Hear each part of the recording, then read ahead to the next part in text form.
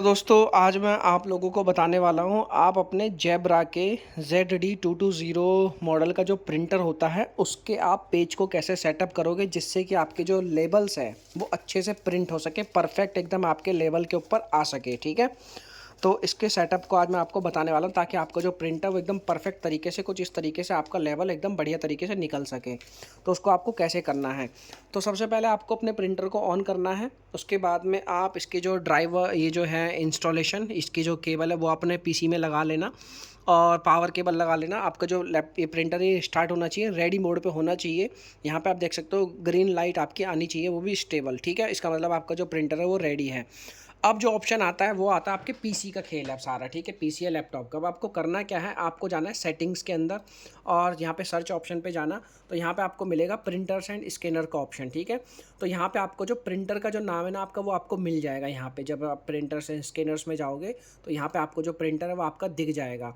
तो हमारा जो प्रिंटर है वो ये है। यहाँ पे आप जब इस पर क्लिक करोगे तो यहाँ पे मैनेज का ऑप्शन आपको आ जाएगा। तो आप मैनेज पे जैसे आप क्लिक करोगे तो यहाँ पे कुछ ऑप्शन आएंगे प्रिंटर प्रॉपर्टीज़। ठीक है, तो आप प्रिंटर प्रॉपर्टीज़ पे जाना।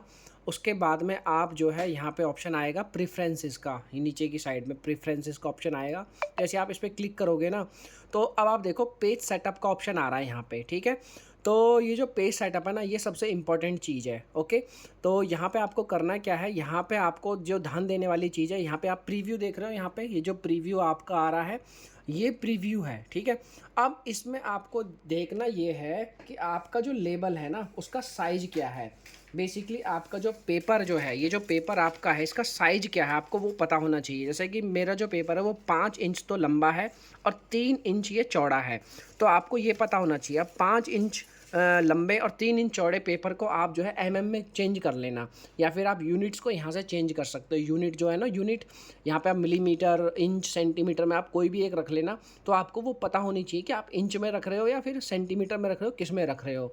तो मैंने एमएम में रख रखा है, उससे क्या हम बहुत सारे पेपर्स को जो है ईजिली मैनेज कर सकते हैं।